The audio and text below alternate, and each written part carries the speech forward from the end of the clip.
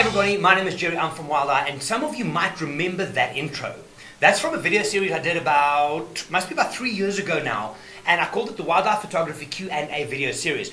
And in it, I answered your wildlife photography questions. This thing ran over the period of about 2 years, and it brought massive value, not just for me, because it makes me understand what kind of content you guys need, but also to you guys. And we covered everything from gear to travel to detailed photographic to animal behavior. And recently, Johan had a chat to me, but let him explain. Yeah, thanks, Gerry. Yeah, so like Gerry mentioned, we've been running this, or Gerry was running this particular show for a couple of years, and I think there's massive value in that, especially under these uncertain times. People might have a lot of questions from a travel point of view, even from a photographic point of view. So we are here to answer your questions on a weekly basis, and I think there's great value in there for you guys. I think the cool thing here is that Johan and myself are going to be co-hosting. So 1 week I'll do an episode, next week Johan will do an episode. Sometimes the both of us will jump in together. But the knowledge base that we have at Wildeye, with all of the guides in the office, and then people like Krista Abers, who runs our multimedia, if you have questions on that, we can pull her in. We can pull Jono in from a business point of view. So we're going to tap into as much of the skill sets here to bring value to you guys. Yeah, absolutely. Absolutely. And what we thought for this episode, we'll tell you at the end how this is going to work. We asked you yesterday on our Instagram to ask some questions on our Instagrams, and we're going to answer them rapid fire for you, just to give you an idea of what this is about. There were some interesting ones though. Yeah. Which I think there's really cool questions, and I think the great thing about it is it touches a little bit on everything. So there's some travel stuff in there, there's some photographic stuff in there, and then there's also just general stuff of getting into the guiding industry and getting into the industry that we're doing, which I think is makes for some interesting discussion. So we're going to go straight into that. Can I just just one interesting thing here, and you guys will know this from watching my content, and Johan's going to be doing the same with this. This is no bullshit. Yeah. If you ask a shitty question, we're going to give you a shitty answer, right? If you want to go personal with us, bring it on. If you want to know, for example, what my dog eats, or where Marlon does his hair, or whatever, right? Bring it on, and we'll answer everything for you. But also, if you want to go real deep on the questions, then by all means. 100%. All means. So, what we're going to do is, we're going to just jump these, and we're going to do these in rapid fire motion. So, Johan asks one, he answers, I answer. And we just bounce all of these. There's one particular question which we're going to end off on, which is kind of more, a bit of an inspirational thing from Charlotte, but we'll get to that. So, do I start or do you start? You go. Okay, questions in no particular order. Jungle Critter on Instagram asks, finding the wildlife to then go and photograph is my hardest thing. Any tips? My answer is go look harder. It's not difficult. Yeah. There's wildlife everywhere. Go and photograph a butterfly in your garden, or go to the zoo. It's not that difficult. Yeah, 100%. I mean, practice with your pets and things, or if you have a park, I'm not sure exactly where you are situated, but take a walk around. There's always things around, and I mean, there's even landscape and things. It doesn't always have to be wildlife. Okay, let's keep going here, and we'll just jump. What is the favorite place that you have photographed and why? Svalbard, polar bears. Yo, that's a difficult one. Serengeti, lions on rocks. Okay, that's cool. Next one. Sorry, that was by Debbie Burrows. I'll do one more, then you get a chance. It is Allied Matabule Photography asks, what Canon camera would you recommend for intermediate photographers?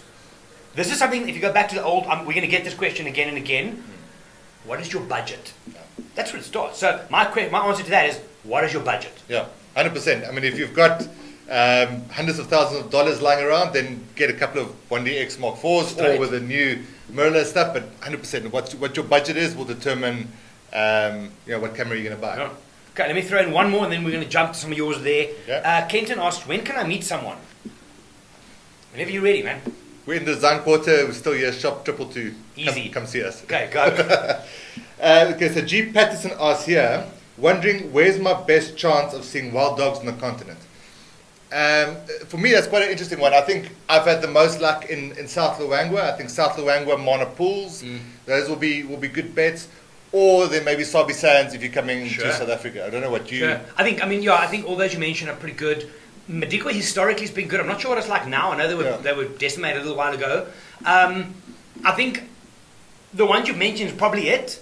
And then you need to ask yourself what environment you want to see them in. Yeah. But I think your options are pretty straight up. Okay. Next one from DJP Wildlife Photography. When's the appropriate time to use the hood? Now, presuming it's a lens hood. I'm hoodie. Okay. For me, I'll keep it on all the time. I think, apart from the fact that it keeps the light out, it also protects your glass in the front. So that little hood there. So I mean, even like when you're driving around, you might bump it, or there might be branches and things. That little hood just protects your lens, just from getting scratches. And Mine's always on. Yeah. Literally always. I know a lot of people put filters, the screen filters on some of their lenses. Yeah. I prefer the hood because it's less glass for the light to go through. So my hood's always on. Yeah, 100%. That sounds funny though, to say my hood is always on. Anyway, different discussion. So this is an interesting one from UVD Photography. Could you please talk a little bit more about the importance of using a 70 to 200 2.8 for wildlife photography? I've got that same question. So Same one. Yeah. There's a lot of reasons why it is a fantastic lens. I think first of all, if you start off, it's like the versatility of it. I mean, we always say it's probably one of the first lenses you pack in your camera bag. 100%. Because you can get those sort of animal and environment kind of images. And then also, the low light capabilities. At 2.8, if you go into places like the Sabi Sands where you can get a little bit closer to the animals, you very rarely do you need more than 200 mils. And then if you're doing night photography with that wildlife, you've got that 2.8 to go down to. And if you need to, you can always put a converter on as well, where if you had maybe something like 100 to 400 mil lens, putting a converter on there is probably not ideal. So I don't know if there's... No, my answer to that is what Johan said. Next question. Okay, so this is one from Lisa. She says, tips on traveling with so much camera gear with airlines carry on with their weight limits, weight restrictions. I think if you're shooting mirrorless, that helps a little bit. For me, Olympus more than Sony because Sony is still big. It's still big, maybe lighter. But I think it's going to be a moving target, and this is something I guess we'll answer in future episodes because of this whole COVID thing. I mean, you're going to be so full of sanitizer and masks where you're going to put your cameras. Yeah. So that's a moving target at this stage. Yeah, I think. Yeah, totally. And like for me, it's also I've tried to simplify what I take with me on trips. Instead of carrying like 4 or 5 lenses and the 3 bodies, it gets a bit confusing. So I try and limit myself to maybe 2 bodies and maximum 2 lenses. And also just make friends with the people at the airport and pretend that your camera bag is nice and light. Be nice. Just be nice.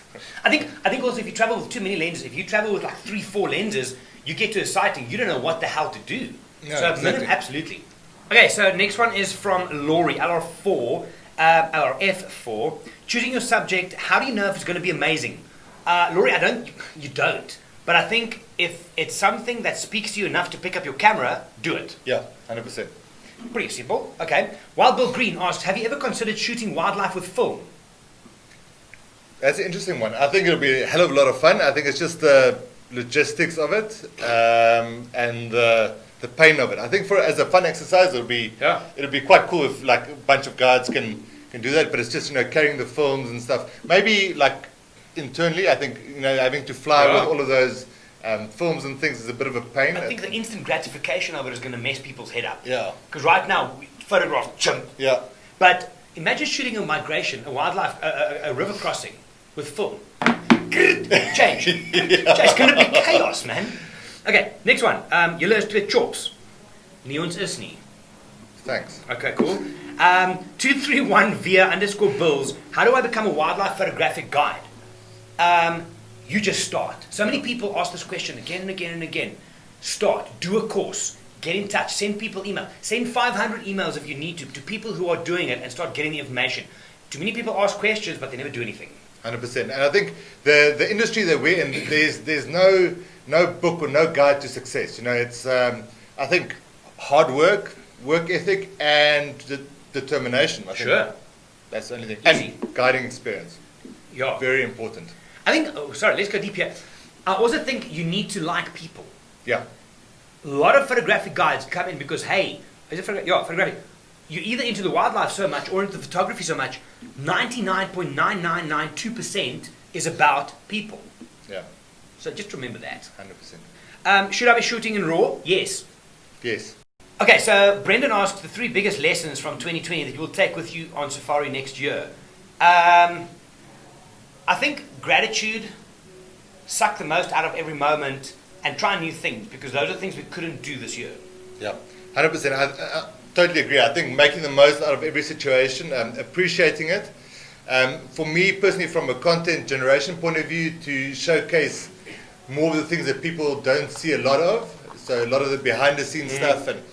And the third one would be, that's a tough one. I like what you did. I think that documenting the experience thing is something. Yeah. Because we often get we're going on a wildlife thing, and then there's everything else happening, but nobody really pays attention to that. So. 100%. Yeah, I think just those two. I think the biggest thing is appreciating that we can travel again, making the most of it, and documenting things that people haven't seen a lot of the behind the scenes stuff. 100%. Shazmin asks, Spoken Wildlife, how do you tackle photographing a group of elephants? How do we break this down? Go and listen to my podcast, that's number one, because there's an episode on it. But I think use different lenses, different apertures, different angles. That's the short version. Yeah, 100%. I think also step away a little bit, take your eyes away from the camera and look at their behavior. I think once you do that for a little while, you also see the whole scene a little bit more differently. Yeah. Aidan Facer Photography asks, how do you stand out from a crowd? I'm assuming you're speaking photographically. I think it's very difficult nowadays with the amount of, like wildlife photography that's going on at the moment. I think stop comparing yourself to everyone else and just go your own journey. Build your own, compete against yourself. Look, as long as your images have improved over the last few years, then you're doing well. Stop worrying about everyone else. Exactly. I think how to stand out from a crowd is try not to be the crowd. If you're trying to be like everybody else or stand out from them, do your own thing. Just be real. Yeah. Just be authentic. And most importantly, enjoy what you do, because if you do, other people will as well. Yeah. I think we have only a few left. Clicks by Shakir asks, how do you get pin accurate focus on a cheetah chase? Luck. Practice. Again. How do you get pin accurate focus? Use a wide aperture because you don't know where they're going to go. Yeah. Keep your focus point in the middle. Maybe use the ring of fire in order to get the focus in. Honestly, luck as well. It's not easy. I think also, when you have high speed action like that, it might be cheetah, might be birds. I found that the easiest way is to just rather zoom out a little bit more. You can always crop in afterwards. If you're going too tight, the movement is so exaggerated that to try and sort of keep up with that animal becomes very, very tough. Okay, we've got about 4 questions left. Let's do this one. Tiny Trunk Photography asks, off topic, based on your experience, does the law of attraction work in terms of quality sightings? Are we talking bush karma here? Maybe this is off topic for the answer, but I think if you respect the bush and you have patience and you kind of take your time to experience everything, the bush will deliver. 100%. If you're going to chase around, let's have a bitch quickly. You know what? Those guides in parks who listen to the radio and they're like fucking vultures and they just drive, I'm sorry for their guests because they're missing the entire experience. Don't do that. Enjoy the bush and let it produce for you. I think that's bush karma, and maybe that's the law of attraction. 100%. Totally agree. Exactly. I'm going to open my phone for the next question. I think we've answered this one already, but it's a little bit more directed. But it's, how do I become a photographic guide at Wild Eye? Send us your CV. No. Okay. You know what? I'm thinking if I should do this. Do it. We are actually looking for guides. Okay? But you know what the problem is? The majority of guides will send us a CV and they will say, hey guys, here's my CV and this is where they fuck it up. Here's my top 12 images in my portfolio. Yeah. We don't care about your images. It's not about our images. Can you service the guests? Can you create experiences for the guests? Can you add value to the guests? So how do you do it? Show us you can and create value. Yeah. That's what it's about. Yeah. 100%. I think a lot of people get in here, and there's some people that ask for work experience, and we also get people that want to do freelance stuff. And sure. What I personally love about what we do is we don't have freelance people because there's a certain sort of care that gets lost when you just sort of go with your guests. You're not part of the actual team in the office, and that's where the hard work actually lies. Is being in the office. It's very easy to take photos of wildlife and to plan safaris all over the world. It's a different thing getting people on those safaris. So, put your hard work in, get your guiding qualifications, and also, pay your dues, I think, in the guiding industry. And then, 100%. I think if you can, as a guide or as a content creator, which that's what we're busy creating content right now, as a content creator, as a guide, as a value add, if you can prove to us as a company that you can add value not just to us as a company but to our guests, that's a start. Has to start there. Okay, we've got 3 more. First one, I dig the animal behavior and photography ideas, lions, elephant, etc. More of these, question mark. Okay. Done. Okay. MJO Wildlife also asks, when will Nikon mirrorless catch up with Sony in terms of animal eye tracking, not dogs? Okay, so Sony's eye tracking on the new AR7-9s, phenomenal. It literally is next level. When is Nikon going to catch up? I don't think they are anytime soon. They had a chance way back there, the J1 or the V1, little mirrorlesses. Mirrorlesses. But they messed it up, and they were very far behind. Canon's new, R5, R6? Yeah. Good cameras, and they also have good tracking. Still a little bit behind, I think, the top-level mirrorless guys. When will Nikon catch up? I don't know. I haven't been involved in that brand at that level for a while, but I think it's going to be a while. Yeah. They had the opportunity to jump, and they didn't at the time, I think. Okay, I've got one question here that I saved for last. This is the last one. And this is from Charlotte Nicholson, I think, photographer, young photographer out of South Africa. And I want us to just dig into this as the last one. This, what we're going to do now, is more of what you're going to see in the actual series. We're going to go deep on these. So my question is, sometimes I feel so far below the level of the images I see from other people. I understand that they have been photographing longer than I have, and that everyone has their own journey, and everyone is different, all that mushy stuff. But what if I just don't have the talent? It's hard to imagine that my images could ever be that good. Should I just live with the fact that my best isn't going to be that good?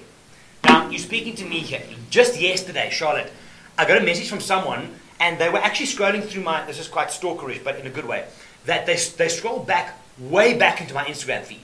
And they sent me a message and saying, it's amazing to see how far you've come, because they photographed me shared a photograph of mine from 7 years ago, 8 years, and now, and it's worlds apart. We have a thing in the office where we normally say, you can't read the label from inside the bottle. Charlotte, you're in the bottle.